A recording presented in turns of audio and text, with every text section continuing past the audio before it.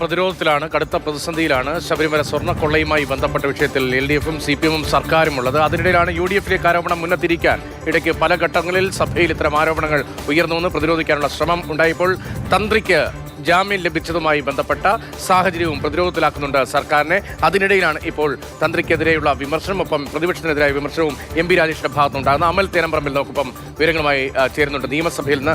അമൽ, ഇപ്പോൾ നിർത്തിവച്ച സഭ വീണ്ടും പുനരാരംഭിച്ചിരിക്കുകയാണോ? ഈ തന്ത്രി പെരുങ്കള്ളന്മാരുടെ പട്ടികയിലാണ് എന്ന CPM സംസ്ഥാന സെക്രട്ടറിയുടെ ഇന്നലത്തെ പരാമർശം, അതിൻ്റെ തുടർച്ചയായുള്ള നിലപാട് തന്നെയാണ് സഭയിൽ, സമാന നിലപാട് തന്നെയാണോ സഭയിൽ പ്രതിപക്ഷത്തെ പ്രതിരോധിക്കാൻ ഭരണപക്ഷം ഉയർത്തിക്കാട്ടുന്നത്?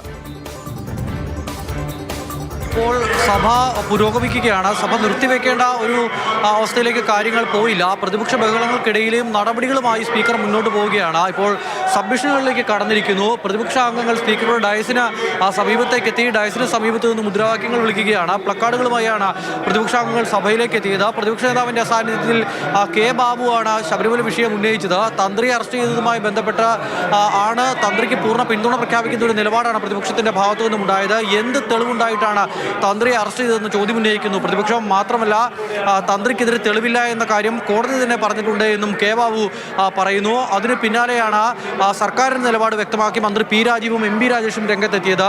തന്ത്രിക്ക് ഒരു വിധത്തിലുള്ള പ്രത്യേകതയില്ല എന്നും മറ്റ് അറസ്റ്റ് ചെയ്യപ്പെട്ടിട്ടുള്ള ആളുകൾക്കുള്ള പരിഗണന മാത്രമാണ് തന്ത്രിക്കും ഉള്ളത് എന്നൊരു കാര്യമാണ് സർക്കാർ നിലപാടായി വ്യക്തമാക്കിയത്. ബാലഗോപാലും സമാനമായി തന്നെയുള്ള നിലപാട് പറഞ്ഞു. BJP-യുമായി കൂട്ടിയിണക്കിയുള്ള പ്രതിപക്ഷത്തെ അത്തരത്തിൽ BJP-യുമായി കൂട്ടിയിണക്കിയുള്ള ആരോപണങ്ങളും സർക്കാരിന്റെ ഭാഗത്തു നിന്നും ഉണ്ടായി. വലിയ പ്രതിപക്ഷ പ്രതിഷേധമുണ്ടാകുന്നു. സഭയുടെ നടുത്തളത്തിലേക്ക് പ്രതിപക്ഷാംഗങ്ങൾ എത്തി. സഭയുടെ നടുത്തളത്തിൽ കുത്തിയിരുന്ന് മുദ്രാവാക്യം വിളിച്ചു. പക്ഷേ തന്ത്രിയുടെ അറസ്റ്റ് ഉണ്ടായ ഘട്ടത്തിൽ തന്ത്രിയുടെ അറസ്റ്റ് അത് വലിയ തോതിൽ ആഘോഷിക്കപ്പെട്ടിരുന്നല്ലോ ഭരണപക്ഷ ഭാഗത്ത് നിന്ന് എല്ലാം. അതായത് ഉചിതമായ നടപടി സ്വീകരിച്ചിരിക്കുന്നു, യഥാർത്ഥ ആളിലേക്ക് എത്തിയിരിക്കുന്നു. പക്ഷേ ഇപ്പോൾ കോടതിയുടെ ജാമ്യ ഉത്തരവിൽ തന്ത്രിക്കെതിരെ ഒരു തെളിവുമില്ല എന്നടക്കമുള്ള ഗൗരവതരമായ പരാമർശം വന്ന സാഹചര്യത്തിലാണല്ലോ ഇപ്പോൾ പ്രതിപക്ഷം തന്ത്രിക്ക് പിന്തുണയുമായി രംഗത്ത് വരുന്നതും. ഇക്കാര്യത്തിൽ എന്ത് തെളിവ് എന്ന ചോദ്യത്തിലൊക്കെ മറുപടി പറയുന്നുണ്ടോ? മാത്രമല്ല, നേരത്തെ പ്രതിപക്ഷത്തിനെതിരെ ആരോപണം തിരിക്കാനുള്ള ശ്രമം ഉണ്ടായിരുന്നു. അതിന്റെ തുടർച്ചയും ഇന്ന് സഭയിൽ കാണുകയല്ലേ മന്ത്രിമാരുടെ മറുപടിയിലും? രതീഷ, മന്ത്രിയായാലും തന്ത്രിയായാലും അഴിമതി നടത്തിയവർക്കും ശബരിമലയിലെ സ്വർണം കെട്ടവർക്കും ഇളവില്ല എന്ന നിലപാടായിരുന്നു അന്ന് സർക്കാർ പറഞ്ഞിരുന്നത്. മാത്രമല്ല, കോടതി നിയോഗിച്ച ഒരു പ്രത്യേക അന്വേഷണ സംഘമാണ് ഈ കേസുമായി ബന്ധപ്പെട്ട് തന്ത്രിയെ അറസ്റ്റ് ചെയ്തതെങ്കിലും അത് സർക്കാരിന് ഒരു നേട്ടമായി. ആർക്കും ഇളവില്ല, കുറ്റം ചെയ്തവർ ആരായാലും ശിക്ഷിക്കപ്പെടും എന്നൊരു നിലപാടാണ് അന്ന് ആ സർക്കാരുമായി ബന്ധപ്പെട്ട് ഇടത് കേന്ദ്രങ്ങളെല്ലാം പറഞ്ഞിരുന്നത്. പക്ഷേ തന്ത്രിക്ക് ജാമ്യം ലഭിച്ച് പുറത്തേക്ക് ഇറങ്ങുന്ന ഘട്ടത്തിൽ പക്ഷേ ആ നിലപാടിൽ നിന്നും നിലപാടിൽ ചില മാറ്റങ്ങൾ ഉണ്ടാകുന്നു. അത് ഭരണപക്ഷത്തെ ആണെങ്കിലും പ്രതിപക്ഷത്തെ ആണെങ്കിലും നിലപാടിൽ മാറ്റങ്ങൾ ഉണ്ടാകുന്നു. പ്രത്യേകിച്ചും തന്ത്രിക്ക് ജാമ്യം നൽകി കോടതി പറഞ്ഞിരിക്കുന്ന കാര്യങ്ങൾ തന്ത്രിയെ സംബന്ധിച്ചിടത്തോളം വലിയ ആശ്വാസം നൽകുന്ന കാര്യമാണ്. ആ ഒരു ഘട്ടത്തിലാണ് തന്ത്രിയെ പൂർണ്ണമായും പിന്തുണച്ചുകൊണ്ട് രമേശ് ചെന്നിത്തല ആദ്യം രംഗത്തെത്തുന്നത്.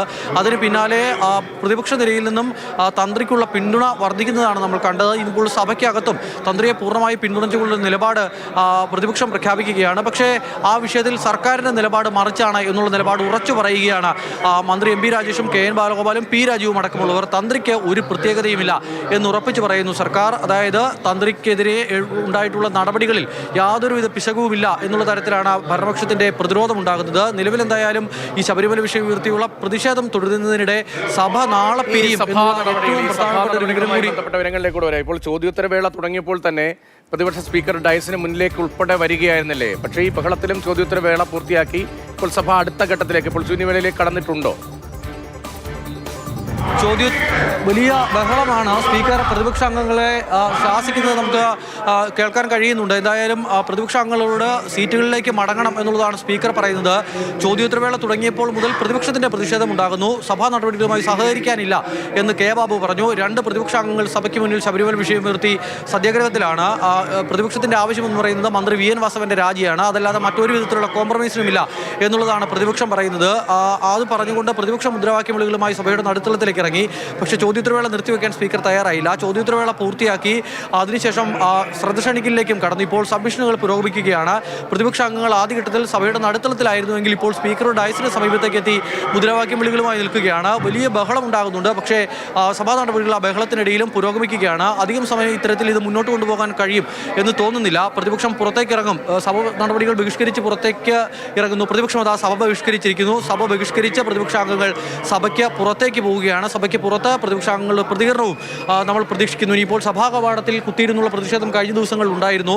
അത് ഉണ്ടാകുമോ എന്നുള്ളതാണ് ഇപ്പോൾ നൽകാൻ കഴിയുന്ന ഏറ്റവും പ്രധാനപ്പെട്ട വാർത്ത. സഭ ബഹിഷ്കരിച്ച് പ്രതിപക്ഷം പുറത്തേക്ക് ഇറങ്ങുന്നു എന്നുള്ളതാണ്. മറ്റൊരു പ്രധാനപ്പെട്ട കാര്യം, നാളെയോടുകൂടി സഭാ നടപടികൾ പൂർത്തിയാക്കി സഭ പിരിയും എന്നുള്ളതാണ്. 15ാം നിയമസഭയുടെ കാലത്തെ അവസാന സമ്മേളനം ബഹളത്തിൽ മുങ്ങി. അതും ശബരിമല സ്വർണ്ണക്കൊള്ള എന്ന വളരെ പ്രധാനപ്പെട്ട പ്രതിഷേധത്തിന് സാക്ഷ്യം വഹിച്ചുകൊണ്ട് ഇന്നിപ്പോൾ നാളെയോടുകൂടി സഭ പരിപൂർണമായി പിരിയുകയാണല്ലേ?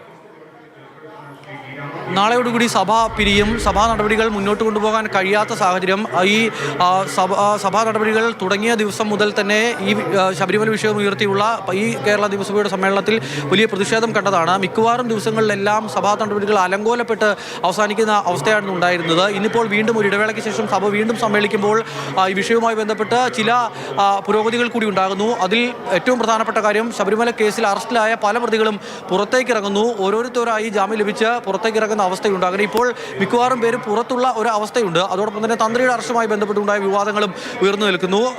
അതോടൊപ്പം തന്നെ ഈ ആഗോള അയ്യപ്പ സംഘവുമായി ബന്ധപ്പെട്ടുള്ള ഓഡിറ്റ് റിപ്പോർട്ടുമായി ബന്ധപ്പെട്ട് പുറത്തു വന്ന വിവരങ്ങൾ ഇതെല്ലാം സർക്കാരിനെ പ്രതിരോധത്തിലാക്കുന്നുണ്ട്. പ്രതിപക്ഷം ഇത് ആയുധമാക്കി എടുക്കുകയും ചെയ്യുന്നു. അങ്ങനെയുള്ളൊരവസ്ഥയിൽ സഭ ബഹളത്തിലാണ്. ഒരു വിധത്തിലും സഭാ നടപടികൾ മുന്നോട്ട് കൊണ്ടുപോകാൻ കഴിയാത്ത അവസ്ഥയുണ്ട്. അങ്ങനെ സാധാരണ നിലയിൽ നല്ല ചർച്ചയോടുകൂടി അവസാനിക്കേണ്ടിയിരുന്ന അല്ലെങ്കിൽ ചർച്ച ചെയ്ത് പാസ്സാക്കേണ്ടിയിരുന്ന ബില്ലുകൾ ഇപ്പോൾ അപ്പം എണ്ണിച്ചുടുന്നത് പോലെ ചുട്ടെടുക്കേണ്ടി വരുന്ന അവസ്ഥയാണ്.